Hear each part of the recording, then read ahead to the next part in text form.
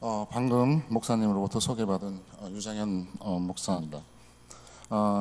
부족한 사람을 초대해 주신 우리 목사님, 그리고 장로님, 그리고 이 자리에 함께 해주신 성도 여러분께 감사를 드립니다.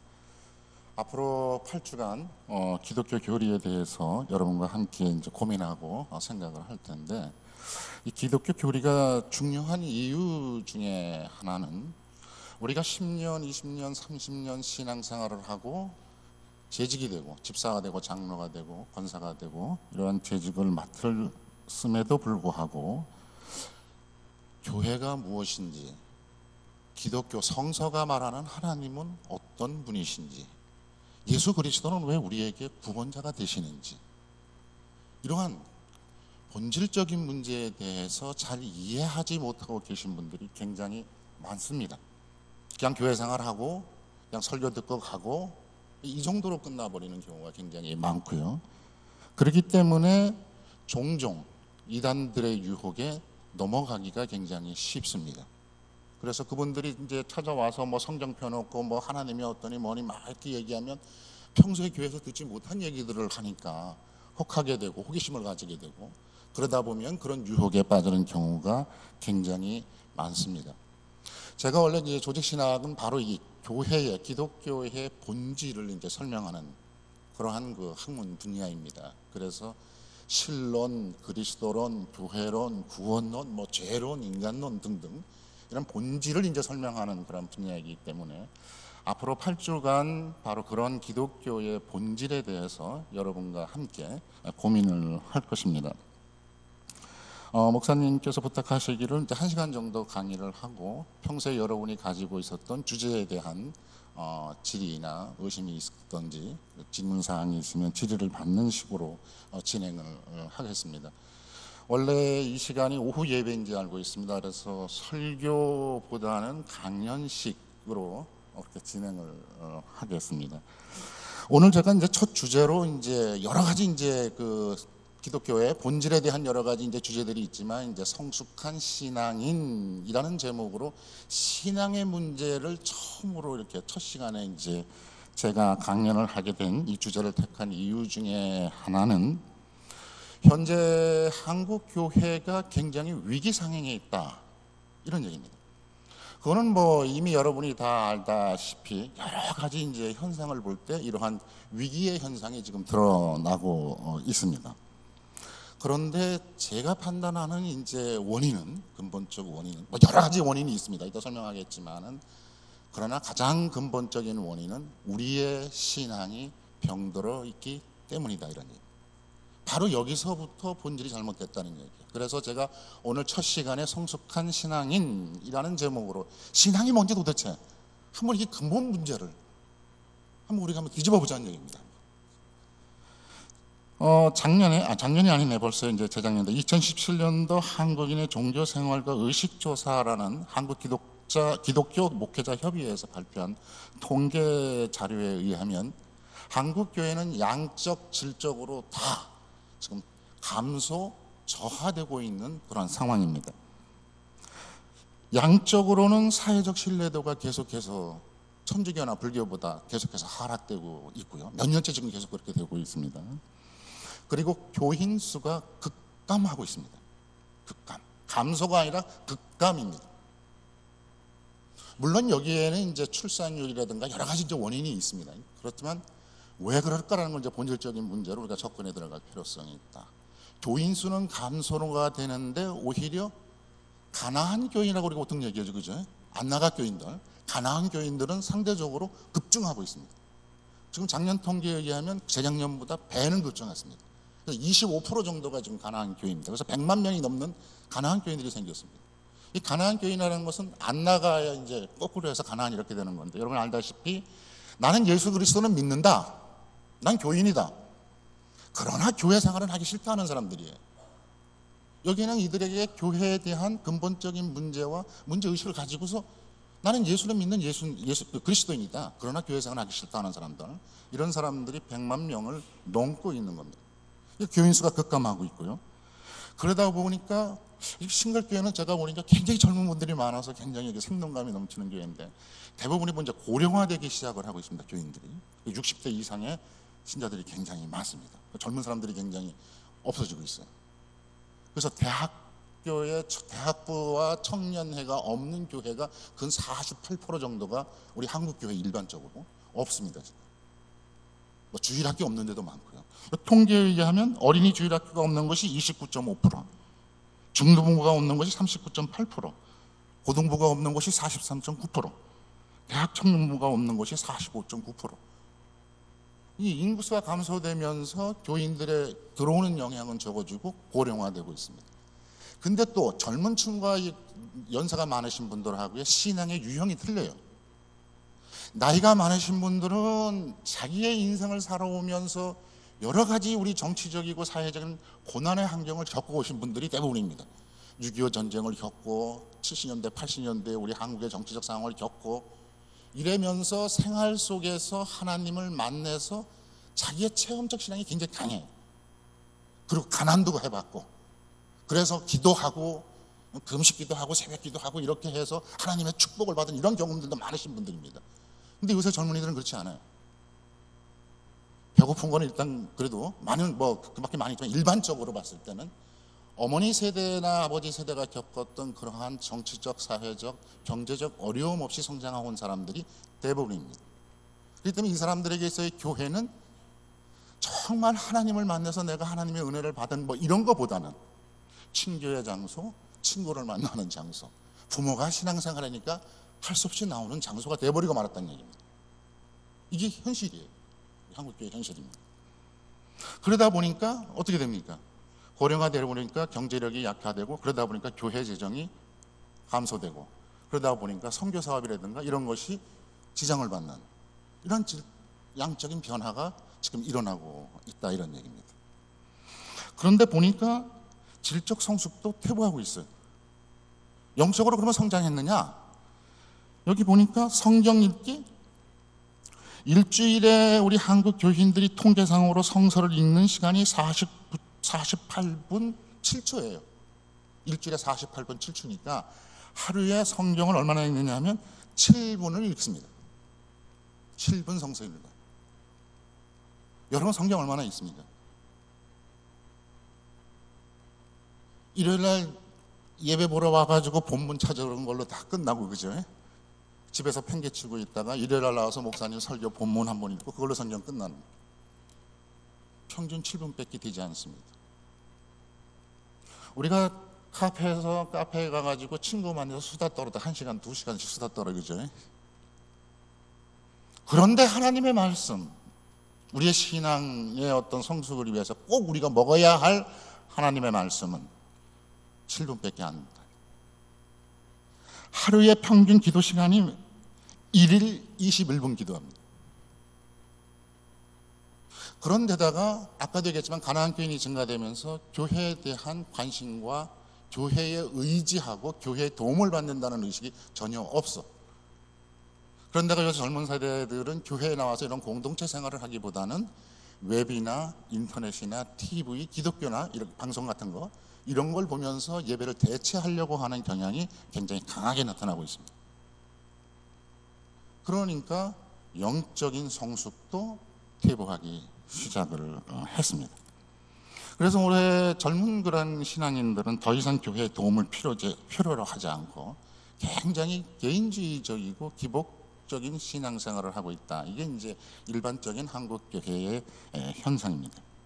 그래서 한번 통계를 이제 제가 인용해 보니까 우리 교인들은 과거에 비해 신앙이 더 성장했다라고 대답한 통계가 22.8%밖에 되지 않습니다. 여기에 정체되었다 55.6%, 더 악화되었다 21.6%. 그러니까 78% 정도가 신앙이 정체됐든지 퇴보됐다고 생각하는 것이 한국 교인들의 일반적 의식입니다. 이게 통계 자료를 제가 인용해서 분석을 한 겁니다. 그러니까 이걸 한마디로 얘기하면 한국 교회는 지금 양적으로나 질적으로 위기 상황에 있다 이런 얘기입니다. 이게 우리의 현실이에요. 제가 어디 가서 이제 설교를 할 때 이런 얘기를 쭉 하면은 왜 자꾸 교회에 위기해서 겁주느냐 이런 얘기 하는데 이 겁주는 게 아니라 우리가 딛고 있는 한국교회 현재의 모습입니다. 이게 자화상이에요. 물론 여기에서 이제 우리 신갈장로교회나 그 밖에 몇몇 교회는 예외된 교회도 있을 수 있습니다. 보편적으로 한국교회가 이런 상황에 있다, 이런 얘기입니다. 근데 제가 얘기하려고 하는 것은 위기의 강조가 아닙니다. 왜 그럴까? 왜 그럴까요? 이게 여기는 아까 얘기한 것처럼 교회 외적인 요소들도 있어요. 그것은 사회복지제도가 발전된다든가 출산율이 감소된다든가 고령화 사회가 됐다든가 문화 변동이라든가 가치관의 변동 등 여러 가지 사회 외적인, 교회 외적인 정치, 경제, 사회적 요인이 있을 수 있습니다. 그건 뭐 부정하지 않습니다. 많은 학자들이 분석해보면 그런 원인들을 분석해냅니다. 근데 저는 조금 다르게 봐요. 왜냐하면 동일한 조건 속에서 카톨릭과 불교는 우리처럼 심각하지 않다는 데 문제가 있는 겁니다. 카톨릭도 있고 불교도 있고 기독교도 있는데 왜 동일한 조건 속에서 우리만 사회적 신뢰도가 하락되고 우리만 왜 감소되느냐, 이런 얘기예요. 그러니까 이런 교회 외적인 요인은 큰 영향이 아니다, 이런 얘기입니다. 제가 보기에는 교회 내적인 거기에 큰 문제가 있다. 외적인 문제보다도 교회 내에서 문제를 찾아야 된다, 이런 얘기입니다. 그래서 많은 학자들이 뭐 많은 분석을 했어요. 많은 분석을 해놓고 했는데 뭐 그거 뭐 다 인용할 필요는 없고, 그 교회 내적인 원인을 제가 한마디로 요약을 하면 한국 교회는 교회의 본질에서 벗어나서 교회가 교회답지 못하고 목회자가 목회자답지 못하고 교인들이 교인답지 못하다. 쉽게 설명하면 이런 얘기예요. 교회가 교회의 역할을 지금 못하고 있다는 얘기예요. 그런데 가끔가다 뉴스에 보면 뻥뻥뻥 터지는 게 목회자의 비리 문제예요. 한국 교회의 큰 교회 목회자 여러분 다 보셨잖아요, 그죠? 설명 안 해도 뻥뻥 터집니다. 교인들, 제가 아까 서두에 말씀드린 것처럼 10년, 20년, 30년 시장 생활을 했으면서도 교회에 출석은 했지만 정말 하나님의 말씀이 무엇인지, 우리가 믿는 하나님은 어떤 분이신지, 교회는 왜 있어야 되는 건지, 내가 장로가 되고 집사가 되고 권사가 되면 무엇을 해야 되는지 이거 모른다는 얘기죠. 한국 교인들의 신앙 교육이 전혀 안 돼 있어요. 좀 미안한 말씀입니다만 이게 문제라는 얘기입니다. 한마디로 말해서 신앙이 병들어 있다. 한국 교회든 목회자든 교인들이든. 키얼케골이라는 그런 실존주의 철학자는 이런 말도 했습니다. 죽음에 이르는 병이라는 책 속에서 왜 인간이 절망을 하고 죽음에 이를 수밖에 없느냐? 신앙이 없기 때문이다. 키얼케골은 거기까지 봤어요. 저는 한 단계 더 봐야 된다고 봅니다. 키얼케골가 말했던 신앙이 병들어 있는 것을 키얼케골은 보지 못했어요. 병들어 있다는 얘기예요. 레이노츠 박사라고 루이버르과 대학 정신과 교수인인데요. 이분이 우리 책을 썼습니다. 우리말로 번역되어 있습니다. 신앙이 병들어 갈 때라는 그런 책을 썼습니다. 여기에 보니까 신앙이 병들면 다음과 같은 현상이 일어난다, 이렇게 분석을 해놨습니다. 여러분 마음속으로 내 신앙의 상태를 한번, 여러분 마음의 신앙의 상태를 한번 마음속으로 한번 체크를 한번 해보십시오. 첫째, 신앙이 병들면 평안과 기쁨이 사라진다. 여러분 마음속에 평안과 기쁨이 있습니까? 그것은 직장 생활이나 가정 생활이나 아니면 교회 생활에서 없다면 내 신앙에 문제가 있다, 이런 얘기입니다. 그렇죠? 둘째, 신앙이 병들면 불안해져서 설교가 귀에 들어오지 않는다. 여러분 주일날 교회 나오셔서 목사님 설교를 경청하십니까? 아니면 자리만 채웠다가 가십니까? 이런 얘기예요. 정말 말씀이 꿀송이처럼 다냐, 이런 얘기예요. 아마 여러분 예수님 처음 믿으실 때 아마 그런 경험 계셨을 겁니다. 저도 그렇습니다만 처음 믿었을 땐 목사님 설교가 꿀송이처럼 달죠. 그죠? 그리고 목사님이 쪽집게 가서 매주일 갈 때마다 목사님이 내 문제에 대해서 어떻게 그렇게 잘하는지 설교 때마다 내 문제를 지적해 주고, 그죠? 아멘 하는 소리가 절로 나오고. 근데 언제부터 이 말씀에 귀에 들어오지 않는다? 이렇게 되면 뭔가 내 신앙에 병들기 시작을 했다라는 얘기입니다. 셋째, 신앙이 병들면 희망보다 실망과 절망이 앞선다. 따라서 매사에 불평과 부정적 생각을 하게 된다. 넷째, 신앙이 병들면 능력이 소멸된다. 다섯째, 신앙이 병들면 하나님보다 사람을 더 의지한다. 여섯째, 신앙이 병들면 교회와 멀어지고 교역자들과 멀어지기 시작한다. 일곱째, 신앙이 병들면 순종하지 않는다. 이 레이노츠 박사는 이 7가지를 얘기했습니다. 여기에 저는 한 3가지를 더, 제가 생각하는 3가지를 더 첨부해서 10가지를 만들겠습니다. 8번째, 신앙이 병들면 기도하지 않는다. 그죠? 9번째, 신앙이 병들면 자리를 탐한다. 이 자리라는 것은 뭐 집사가 된다든가, 뭐 장로가 된다든가 이런 얘기입니다. 자리를 탐하기 시작한다. 이런 얘기입니다. 그래서 뭐 교회 부장이 된다든가 뭐 이런 것들, 이런 얘기. 10번째, 신앙이 병들면 분열을 일으킨다. 교회 안에서. 10가지입니다. 자, 마음속에 다 생각해 보십시오. 우리의 신앙을 한번 점검해 본 겁니다. 점검해 보는 거예요.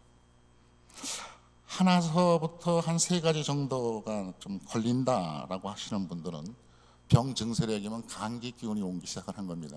그러니까 빨리 회개하시고 바른 신앙의 길로 가야 됩니다. 이런 분들 5개 정도 된다라고 하면 이건 중병에 이제 가까워지기 시작을 한 겁니다. 그래서 기도해갖고 안 돼요. 금식 기도 3일 이상을 하셔야 됩니다. 7개, 8개 된다. 이건 암에 걸린 거와 똑같은 거예요. 신앙의 암에 걸린 겁니다. 그죠? 겉으로는 훌륭한 집사님이지만 속으로는 신앙이 병들어 있는 것. 암에 걸려 있는 상태입니다. 7개, 8개. 이분들은 금식기도 한 달 이상은 하셔야 될 겁니다. 그죠? 철저하게 도려내지 않으면 안 된다. 신앙을 점검해 가야 된다. 이런 얘기. 여러분 다 판단해 보셨습니까? 그래서 감기 기운이 있으신 분들도 있을 테고, 중병이 있으신 분도 있을 테고, 아니면 신앙의 병, 신앙의 암이 걸린 사람도 있을 수 있습니다. 점검해 봐야 된다 이런 얘기입니다. 자, 그렇다면 이제 오늘 3가지 주제를 제가 이제 말씀드리는데, 신앙이란 무엇인지, 그 다음에 성숙한 신앙의 형태는 무엇인지, 3번째는 성숙한 신앙의 자세는 무엇인지, 이 3가지에 대해서 말씀을 드리겠습니다. 우리가 기독교 신앙이라 그러면 여러 가지 정의가 있습니다만은 다 요약을 해서 엑기스를 뽑아보면 신학자들의 공통점이 3가지로 요약이 됩니다. 첫째는 신앙은 지식이다. 이런 얘기입니다. 그 다음에 신앙은 신뢰다. 신앙은 의지다. 이렇게 3가지로 공통점을 요약을 할 수 있습니다. 신앙은 지식입니다. 우리 한국교회에 잘못된 신앙 정통이 하나 있어요. 신앙과 관련해서. 무조건 믿는 것이 좋은 믿음이다. 이런 얘기예요. 그러면서 잘 듣는 얘기가 도마의 얘기를 듭니다. 도마는 의심하지 않았느냐? 그래서 예수님께 책망받지 않았느냐? 그러니까 무조건 믿어라. 이걸 갖다가 맹목적 신앙이다. 이렇게 얘기를 합니다. 무조건 믿을 수 있어요? 그건 좋은 믿음이 아니라 맹목적 신앙입니다. 알아야 된다는 얘기예요. 그런데 우리 한국교회는 마침 그것이 맹목적인 신앙이 좋은 믿음인 것처럼 강요를 해왔어요. 우리 한국교회 잘못된 신앙 정통 중에 하나입니다. 신앙은요, 특히 성숙한 신앙은 아는 만큼 성숙해지기 시작을 합니다. 아는 만큼. 그렇기 때문에 교회에서 하는 성경 공부라든가 여러 가지 교육 프로그램에 열심히 참석을 해야 돼요. 그런데 우리 한국교인들 아까도 말씀드렸지만 대부분이 주일날 11시, 그것도 우리는 대예배라 그렇게 표현하는 11시 예배에 설교 들으면 신앙생활 교육 다 끝나. 대부분 그렇습니다. 일반적으로. 그렇기 때문에 신앙 교육이 전혀 안 돼 있어요. 그러니까 신앙이 꼭 모래 위에 집을 짓는 것 같아서 인생을 살면서 조그마한 풍파가 다가오면 금방 쓰러지고 넘어지기 시작을 해요. 그리고 하나님 불평하고 교회 불평하고 그리고 그런 틈을 타서 이단이 들어오면 휙 하고 넘어가 버리고 만다는 얘기입니다. 이게 우리 한국 교인들의 신앙의 형태입니다. 아는 만큼 성숙해진다 이런 얘기입니다. 신앙이 성장한다 이런 얘기입니다. 이 안다는 말은 알미란 동사잖아요. 근데 이게 히브리 말로 야다라는 말을 씁니다. 안다는 말은. 이 야다라는 머릿속으로만 인식하는 것이 아니라 체험적으로 아는 겁니다. 체험적 지식이라는 말을 씁니다. 합리적 지식보다는 체험적 지식이에요. 그러니까 이스라엘 백성들이 하나님을 안다라는 말을 썼을 때, 야다라는 말을 쓸 때는 하나님을 출애굽의 역사 속에서 예수 그리스도의 십자가의 사건을 통해서 성령의 역사를 통해서 내가 그 하나님을 만나서 체험적으로 안다는 얘기예요. 이게 신앙입니다. 그렇기 때문에 하나님을 바로 알기 위해서는 구체적인 하나님 체험의 역사가 많이 있어야 되는 거예요. 이게 신앙은 지식이다라는 얘기입니다. 그 다음에 두 번째는 신뢰라는 말을 씁니다. 하나님은 신실하신 분이다라는 것을 믿는 거예요. 신뢰라는 것은, 그죠? 신실하신 분이시다. 다른 말로 표현하면 말과 행동과 겉과 속이 다른 분이 아니시다. 하나님께서 약속하신 것, 성경 말씀에 우리에게 약속해 주신 그 모든 것들을 지키시는 분이고 신실하신 분이다. 허언을 하지 않으신다. 이런 얘기입니다. 이것이 신뢰입니다. 여러분, 다니엘의 세 친구 있지 않습니까? 그죠? 다니엘서에 보면. 거기에 보면은 그 당시 바벨론 포로에 끌려가가지고서 우상숭배, 황제숭배를 하라 했지 않았습니까? 그죠? 그때 그렇지 않으면 불에다가 너를 화형을 시켜버리겠다 이렇게 얘기했습니다. 세 친구 뭐라고 얘기합니까?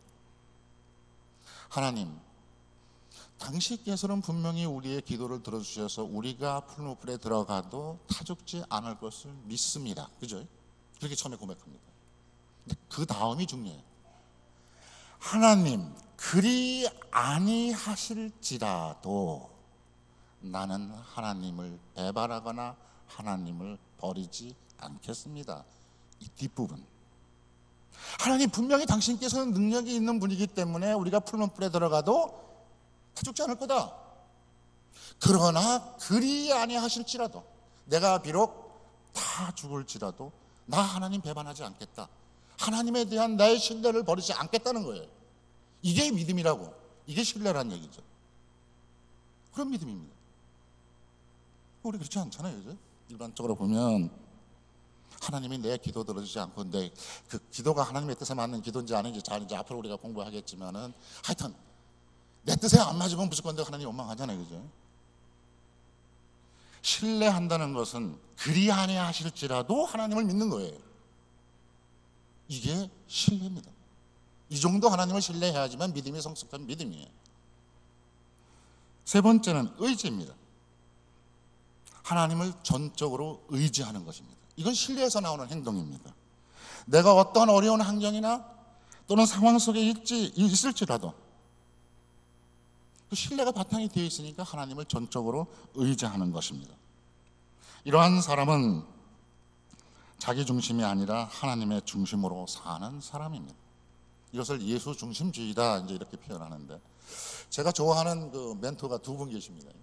한 분은 외국 사람입니다. 프란체스코 11세기 성자 프란체스코, 참 그 청빈의 사상을 이제 좋아하고, 그 다음에 한국 분에서는 이용도 목사님이라, 우리 교단 목사님은 아닙니다. 작고하신 분은 감리교 목사님이십니다. 이용도 목사님은 이제 굉장히 좋아합니다, 제가. 그래서 그렇게 살려고 노력을 많이 하는데, 이 이용도 목사님이 시를 많이 쓰셨어요. 그다음 그 시 중에서 이 의지를 나타내는 시를 제가 하나 소개를 시켜드린다면 이런 시입니다. 예수다. 우리 신앙의 초점은 예수다. 소망에도 예수요, 인내에도 예수요, 기도에도 예수요, 찬송에도 예수다. 떠들어도 예수요, 잠잠해도 그저 예수뿐이다. 생시에도 예수, 꿈에도 예수, 그리고 또 잠꼬대에도 예수다. 먹어도 예수요, 입어도 예수요, 자도 예수요, 일하여도 예수다. 그저 우리의 생명의 초점은 예수뿐이다. 이런 시를 썼습니다. 그리고 이렇게 살려고 노력을 하셨어요, 이분은. 그러니까 내가 무슨 일을 하더라도 그 중심에 누가 있다는 얘기예요? 내가 아니라 예수님이 계시다는 얘기예요. 떠들어도, 잠꼬대를 해도, 먹어도, 놀아도, 꿈에도, 심지어는 생시에도 나의 전 삶 자체가 예수를 중심으로 돈다는 얘기예요. 그죠? 이런 삶이 바로 예수를, 하나님을 전적으로 의지하는 삶입니다. 이런 삶. 이렇게 기독교 신앙이라는 것은 지식, 신뢰, 그 다음에 의지입니다. 이게 진짜 신앙입니다. 그 다음에 이러한 신앙을 가진 사람들은 성숙한 신앙의 형태는 어떻게 되느냐 하면 네 가지로 얘기를 할 수가 있습니다. 첫째는 예수 알기, 그 다음에 예수 믿기, 예수 따름, 그 다음에 예수 살기입니다. 이건 제가 이제 여러분에게 이해하기 쉽게 이렇게 네 가지 단어로 이제 만들었습니다. 그래서 첫째는 예수 믿기입니다. 이런 사람들은 주로 머리로 알기입니다. 머리로 예수를 아는 겁니다. 아는 거예요. 이걸 지적행위다 이렇게 얘기를 합니다. 이런 사람은 우리 교회에서 이렇게 보면은 평소에 참 공부를 많이 해요. 성서도 많이 읽고 신학서적도 많이 읽고 이런 분들이 굉장히 많습니다. 이런 머리로 신앙생활을 하시는 분들 중에서는 성서도 많이 읽고요. 근데 이제 이것이 이제 종합이 되지 않으면 이렇게 머리로만 예수 알기에 머물러 있는 그러한 지적인 신앙이 빠지기 쉬운 오류가 있습니다. 이런 사람들은 대개 주둥이로 말로만 신앙생활하는 경우가 굉장히 많습니다. 주둥이로만 신앙생활해. 교회에 무슨 일이 있으면 뭐예요? 말로는 다 해결해. 이래야 됩니다, 저래야 됩니다. 뭐 아는 게 많으니까 뭐 예수님이 어떻더니 성경이 뭐 어떤 막 얘기 다 해놓고 막상 그 일이 터지고 해결하는 그 현장에는 어떻게 해? 없어. 나타나질 않는다고. 말은 다 해놓고. 이걸 갖다가 제가 이제 붙였습니다. 이 주둥이 신앙이다. 입만 살아서 바짝바짝하는 신앙이다. 얘기죠. 그러니까 이 지적인 신앙인들이 빠지기 쉬운 오류예요. 교회에 그런 사람들이 있어. 그 다음에는 가슴으로 예수님을 받아들이는 실존적 신앙이 있습니다. 가슴으로. 예수 믿기입니다. 이런 사람들은 체험적 신앙을 많이 강조를 해요. 이건 나쁘다는 게 아닙니다. 지적 신앙이 나쁘다는 것도 아니에요. 근데 이렇게만 강조를 해버리면 이런 사람들은 뭔가 뜨끔뜨끔하고 뭔가 가슴이 웅크웅크 해야지만 예배 받은 거, 은혜 받은 거라고 생각하는 경우가 굉장히 많습니다. 그죠? 그러니까 교회에서 목사님 설교 듣고 은혜 못 받아요. 기도원에도 가야 돼, 그날 주에. 그래가지고 신령한 권사님이 안수라도 한번 해줘서 뭔가 머릿속에 안수라도 한번 받아야지만 은혜 받고 신앙이 뭔가 된 것처럼 생각하는 이러한 사람들. 이런 사람들이 이제 잘못되면 그런 오류에 많이 빠진다는 얘기입니다. 뭐 교회에서는 또 그런 교회도 있다 그래요. 나 무슨 교회라는 얘기는 안 하는데 목사님 설교 끝나고 예배 끝나고 나면 반드시 교구실에 찾아가서 거기서 부목사님한테 안수라도 받고 가야지만 그날 무슨 예배가 완성된 것처럼 생각하는 그런 신앙인들이 있을 수 있다 이런 얘기입니다. 체험을 강조하는 게 나쁘다는 게 아니에요. 그것이 너무 그쪽으로 몰리면 그런 잘못된 신앙이 될 수 있다 이런 얘기입니다. 그 다음에 이제 예수 따름의 신앙이 있습니다.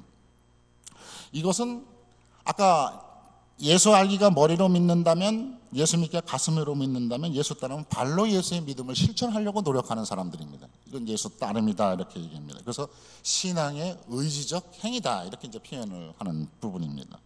이런 사람은 주로 이제 투사들과 행동주의자들이 많습니다. 그죠? 그래서 무슨 일이 있으면 그냥 욱 해가지고 그냥 정의를 위해서 그냥 막 행동적으로 뛰어들고 막 이런 것을 자랑하시는 분들이 이제 이런 의지적 신앙을 가지고 있는 분들입니다.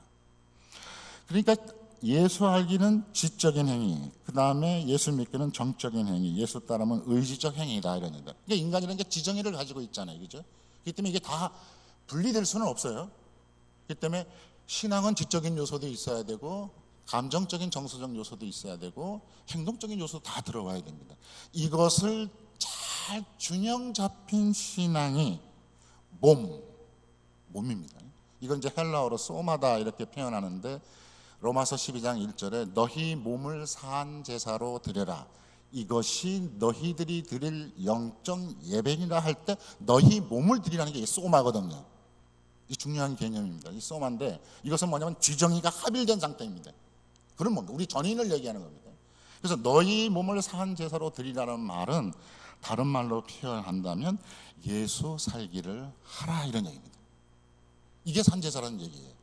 산제사라는 게 우리 몸을 뭐 제물로 바치라는 것이 아니라 그 다음에 로마서 12장 1절, 2절, 3절 그렇게 나오고 그 다음서부터는 산제사로 드리는 예를 바울은 우리 인간 생활에서의 사회윤리적 삶으로 표현을 해놨습니다. 이게 산제사로 드리는 거예요. 예수 살기를 해라 이런 얘기입니다. 그러니까 예수 알기와 예수 믿기와 예수 따름과 그것이 종합돼서 네가 소마로 하나님께 산제사로 너의 소마를 드릴 수 있는 그러한 예수 살기를 하라 이런 얘기입니다. 그러니까 이 말을 표현을 하면 간단해요. 예수 살기라는 것은 뭐냐 하면 너희 한 사람 한 사람이 이 세상에서 작은 예수들이 돼서 살아라는 얘기예요. 작은 예수들이 되라는 얘기입니다. 이거는 루터도 그런 말을 했어요. 루터도 작은 예수, 작은 그리스도인이 그리스도가 되라 이런 말을 이제 했습니다. 그러니까 그거입니다. 그러니까 내가 지적으로도 신앙에 하나님의 말씀도 많이 알아야 되고 뜨거운 체험도 있어야 되고 그리고 하나님 말씀대로 순종하며 살려고 하는 의지적 행위가 뭉쳐져서 나의 삶 속에서 작은 예수가 되어서 사는 것, 이것이 예수 살기입니다. 성숙한 신앙인은 하나님에 대한 지식도 알고 신뢰도 하고 의지도 하는 그러한 신앙을 가지고 이 땅에서 예수 살기, 다시 말해서 작은 예수가 되어 사는 삶입니다. 이 말이 좀 어렵지만은, 작은 예수 산다는 말은 좀 어렵지만은, 이 말을 우리 교단을 세우신 장공 김재준 목사님은 이러한 신앙생활을 생활신앙이다라는 말로 표현을 했습니다. 내 생활과 신앙이 일치된 삶, 이건 그렇게 표현했어요. 생활신앙이다 이렇게 했습니다. 교회에서의 삶의 모습과 세상에서의 삶의 모습, 가정이나 직장에서의 삶의 모습이 일치된 삶, 이것이 생활신앙이에요. 그죠? 근데 우리 보면 대부분이 그렇지 않습니다. 보면은 뭐 다 그런 건 아닙니다만 되게 일반적으로 보면 우리는 좀 이중적인 생활을 할 때가 많이 있어요. 그죠? 가정이나 직장에서는 이 사람이 그리스도인지 무슨 교회 장로인지 집사인지도 모르게 생활을 하다가, 그죠? 그러니까 뭐 그런 말도 있더라고요.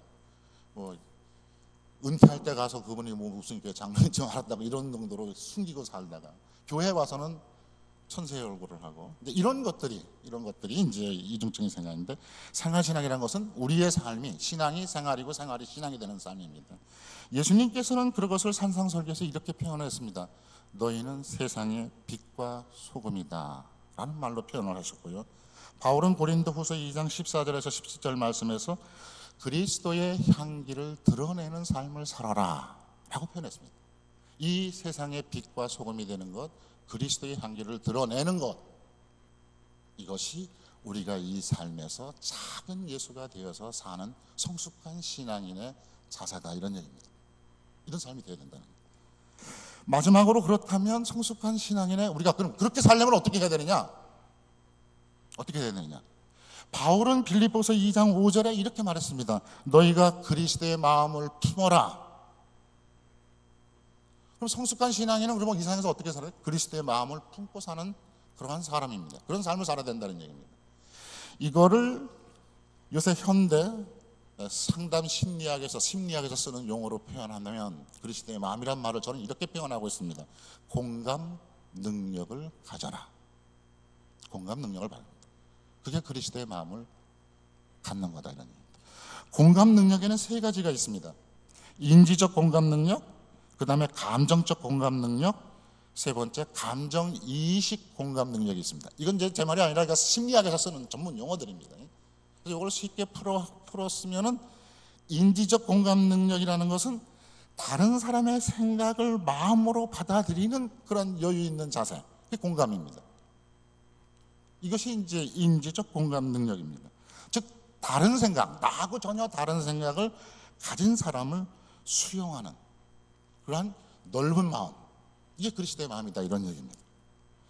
무조건 자기 생각만이 옳다고 주장하지 않습니다. 이제 우리도 이렇게 생활하다 보면 교회에서 뭐 회의도 많이 있고 우리 이제 학교 같은 데서 회의 많이 있으면은 자기 주장만이 옳다고 주장하는 사람이 있어요. 남의 건 다 잘라버리고 다 틀린 거예요. 자기 생각만 옳다고 주장하는 사람이 있어요. 이거는 인지적 공감 능력이 떨어지는 사람입니다. 다른 사람의 세계관, 다른 사람의 생각도 인정해 주면서 수용할 수 있는 능력을 가진 사람, 이게 공감 능력의 첫 번째입니다. 이런 사람이 많을수록 교회는 화목한 공동체가 될 수 있습니다. 화목한 공동체가 됩니다. 자기 생각만 옳다고 주장하는 것을 심리학적으로 뭐라 그러냐면 학증 평향성 이런 말을 씁니다. 심리학력은 이거는 자기 생각만 옳은 거야. 남은 다 틀린 거야. 무조건 내가 자기 생각만 관철시키려는 것. 그러니까 인지적 공감 능력이 전혀 없는 그러한 증상을 심리학적으로 학증 평향성 한자라는 거예요. 한자예요, 그게. 학증 평향성 한자입니다. 그래서 이런 사람들은 선택적으로 정보를 받아들여요. 자기한테 필요한 거, 자기한테 도움이 되는 것만 막 받아들입니다. 그리고 자기가 판단하고 생각한 것만 옳다고 막 주장하는 것. 이걸 학증 평향성 한자라는 겁니다. 심리학적으로는 한자입니다. 인지적 공감의 능력이 없는 거죠. 그래서 교회나 단체나 어느 뭐 회사도 마찬가지지만 인지적 공감 능력이 많을 때 이것은 화목한, 우리 교회 같으면 화목한 공동체가 가능하다, 이런 얘기입니다. 그 다음에 두 번째는 감정적 공감 능력입니다. 이런 감정적 공감 능력은 말 그대로 다른 사람의 슬픔과 기쁨을 함께 느끼고 즉시 반응하는 능력입니다. 남의 아픔, 그 아픔을 내 아픔으로 느끼는 능력, 이것이 감정적 공감 능력입니다. 너는 너고 나는 나고 왜 너희를 간섭하느냐, 이런 게 아닙니다. 그 사람이 아프든지 그 사람이 슬픈 일이 있으면 그것을 내 아픔과 슬픔으로 받아들이고 같이 그 감정을 공유하는 겁니다. 이것을 감정적 공감 능력이다, 이런. 예수님께서 그러신 분이 아니었었나요? 그죠? 예수님께서 병자를 고치실 때마다 늘 공통적으로 쓰는 앞에 단어가 나오는 거가 하나 있습니다. 그건 뭐냐면 그 병든 사람이나 고통 중에 있는 사람을 불쌍히 여기사라는 말이 꼭 들어갑니다. 그죠? 불쌍히 여겨서 환자를 고쳐주신다는 얘기입니다. 그죠? 그 불쌍히 여긴다는 그 말이 바로 감정적 공감 능력이에요. 아픔을 함께 한다는 얘기입니다. 그러니까 나사로가 죽었을 때 예수님께서는 뭐예요? 그 슬퍼하는 자들과 함께 슬퍼하셔서 예수님께서 눈물을 흘리시잖아요. 그죠? 예수님께서 눈물을 흘리신 것이 몇 번 있어요, 성경에 보면. 그 중에 하나가 바로 그들의 나사로의 죽음을 슬퍼하는 사람들과 함께 슬퍼하셨다는 겁니다. 이 예수님의 감정적 공감 능력이 뛰어난 분이시고, 그렇기 때문에 그것이 바로 그리스도의 마음이고 우리가 그 마음을 가져야 된다, 이런 얘기입니다. 바울은 또 이렇게 표현했습니다. 즐거워하는 자들과 함께 즐거워하고 우는 자들과 함께 울라. 로마서 12장 5절 말씀입니다. 이게 감정적 공감 능력. 저 집사님 요새 한 몇 주 동안 교회 안 나오셨는데, 에이, 사정에서 안 나왔겠지. 이건 감정적 공감 능력이 떨어지는 겁니다. 그죠? 집사님 왜 안 나오셨어? 무슨 일이 있었어? 뭐 요새 뭐 아들 문제, 뭐 가정 문제, 뭐 어떻게 해? 같이 그 아픔을 같이 나누는 거. 이것이 감정적 공감 능력입니다. 이런 교인들이 많으면, 이런 성숙한 신앙인이 많으면 교회는 어떻게 되겠어요? 사랑이 넘치는 교회가 된다는 얘기입니다. 사랑이 넘치는 훈훈한 교회가 된다는 얘기입니다. 마지막으로 감정 이입식 공감 능력이 있습니다. 이것은 앞에서 인지적, 그 다음에 감정적 공감 능력을 가진 걸로 끝나는 것이 아니라 이제는 뭐예요? 행동으로 옮기는 겁니다. 그가 배가 고프면 먹을 거를 주고, 아프면 함께 기도하고, 슬프면 함께 울어주는 그 행위 자체, 이것을 감정이입식 공감 능력이다, 이렇게 얘기합니다. 예수님도 그런 분이셨어요. 예수님께서 4,000명 먹이실 때 급식 사와라 그러는데 4,000명 먹이실 때 보면 예수님께서 그렇게 말씀하십니다. 예수님께서 제자들을 불러 이르시되 내가 무리를 불쌍히 여기노라. 여기서 또 불쌍히라는 말이 또 나와요. 그죠? 그래고서 4,000명을 먹이는 기적을 행사하십니다. 여기서 불쌍히 여기는다는 것은 인지적, 감정적으로 공감 능력을 가지신 거예요. 그죠? 그들이 광야에서 먹지 못하고 배고프고 이걸 아셨다는 얘기죠. 그래서 그 다음에 떡 7개와 생선을 가지고 축사하셔서 기적을 일으키셔서 그들을 먹이셨던 거죠. 그죠? 이 먹이시는 이 행위, 이게 감정의식 공감 능력입니다. 그러니까 예수님께서는 현대 심리학적 용어로 얘기하면 인지적 공감 능력, 감정적 공감 능력, 그 다음에 감정의식 공력이 뛰어나신 분이시고, 그런 예수의 마음을 우리가 가지고 이 일상 속에서 생활하는 것, 이것이 성숙한 신앙인의 삶의 태도다, 이런 얘기입니다. 돈이 많은데 공감 능력이 없으면 돈의 노예가 돼버리고 맙니다. 수전노라 그러죠. 수전노가 돼버리고 말아요. 교회 생활은 잘하는데, 교회 생활은 잘해요. 공감 능력이 없으면 이기적인 신앙인이 됩니다. 나만 축복받고 나만 천국 가면 된다.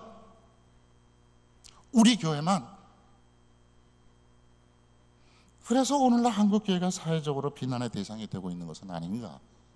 누구보다도 공감 능력이 뛰어나고 그리스도의 마음을 품고 살아야 할 한국교회와 목회자와 교인들이 신앙의 병에 들어서 자기만을 위해서 사니까.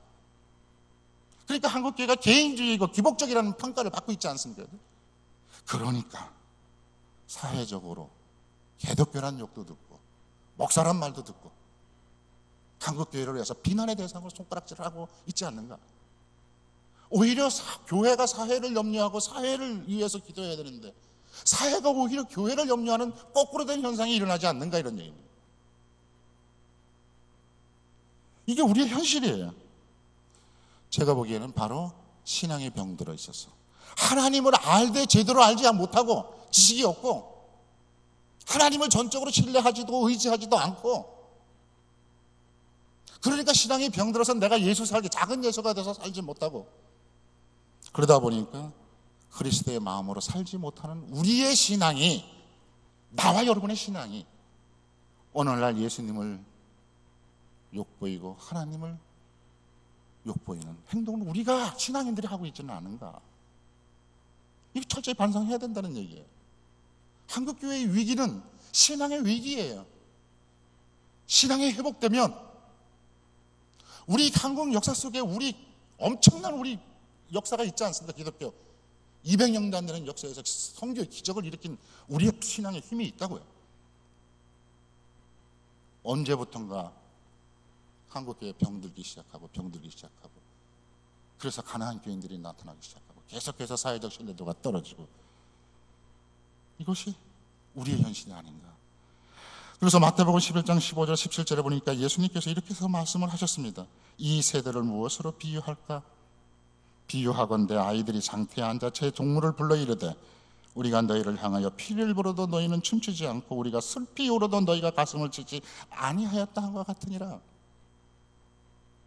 무관심, 이 문제잖아요, 그죠? 나만, 내 가정만 이라는 그러한 개인주의적이고 이기적인 신앙이, 원래 우리 성서의 신앙은 개인주의 이기적 신앙이 아닙니다. 민족적이고 공동체적 신앙이라는 얘기죠. 이걸 잊어버려 오지 않았는가.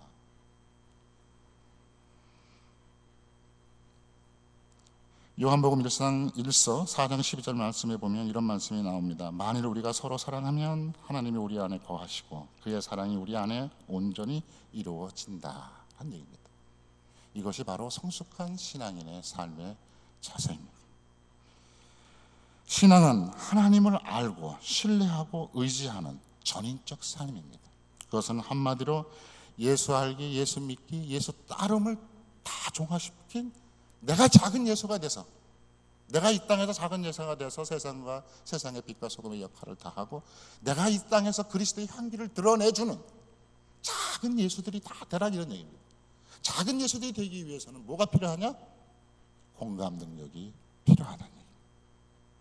다른 사람의 아픔을 내 아픔으로 느끼고, 다른 사람의 기쁨을 내 기쁨으로 느끼고, 다른 사람이 기뻐하는데 샘내고 질투하고 사촌이 땅을 사면 배가 아프다고 이런 것이 아니라 같이 기뻐하고 같이 슬퍼하고 이런 공감 능력이 있을 때, 이것이 바로 성숙한 신앙인의 삶의 자세다, 이런 말씀을 드리고 싶습니다. 오늘 이와 관련해서 오늘 본문 말씀 에베소 4장 13절에서 16절에 바울 사도는 우리에게 이렇게 말씀을 하셨습니다.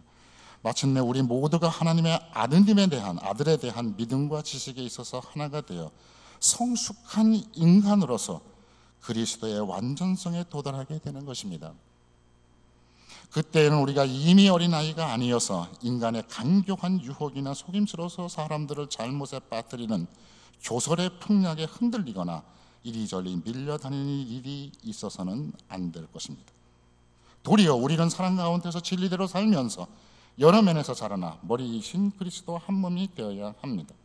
우리의 몸은 각 부분이 자기 구실을 다함으로써 각 마디로 서로 연결되고 얽혀서 영양분을 받아 자라납니다. 그리스도를 머리로 하는 교회도 이와 같이 하여 사랑으로 자체를 완성해 나가는 것입니다. 이런 말씀을 우리에게 당부하셨습니다. 제가 이런 말씀 드리면 아까 내가 신앙 판단을 해보니까 나는 신앙에 암에 걸렸네. 나 이거 어떡하지? 나는 정말 이렇게 못 살아. 아니, 살 수 있어요. 그러기 때문에, 나는 못하기 때문에 어떻게 해야 돼요? 나는 못해. 나도 못해. 여러분도 못해. 이런 삶을 살기가 힘들어. 그렇기 때문에 우리에게 한 가지 길을 우리 하나님께서, 예수님께서 제시해 주셨습니다. 그렇기 때문에 내가 부족하고 못하기 때문에 뭐를 해야 돼요? 하나님을 의지하고 기도하라는 얘기입니다. 그리고 성령의 능력을 주십시오 라고 기도하십시오. 그렇게 할 때 그 기도를 응답하시고 성령의 능력이 여러분과 함께 하셔서 정말 여러분을 성숙한 신앙인으로 이 땅에서 예수 그리스도의 작은 예수가 되어 사는 삶을 살도록 우리를 인도해 주실 걸로 믿습니다.